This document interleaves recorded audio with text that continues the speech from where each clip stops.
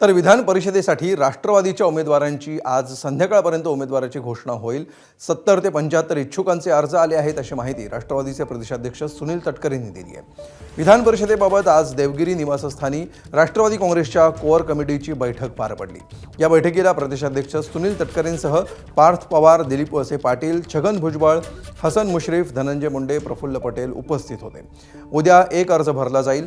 प्रादेशिक समतोल पक्षीय समीकरण याचा विचार करून निर्णय घेऊ असं तटकरेंनी बैठकीनंतर म्हटलं।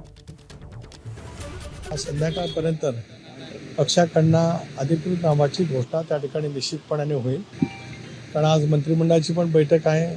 उद्या अर्ज राष्ट्रवादी काँग्रेस पक्षाच्याकडून एक त्या ठिकाणी भरला जाणार आहे। संबंध विचार करत असतानाच प्रादेशिक समतोलाचा विचार केला, इतरही जी काही समीकरणं असतात त्याचा विचार केला, पक्षाच्या संघटनेमध्ये काम अशा पद्धतीने होऊ शकतं या संदर्भामध्ये सुद्धा विचार त्या ठिकाणी केला आणि या सगळ्याचा सारासार विचार करत पक्ष मजबूतीच्या दृष्टिकोनातून आम्ही या संदर्भातला निर्णय संध्याकाळपर्यंत घोषित करू। एबीपी माझा, उघडा डोळे बघा नीट।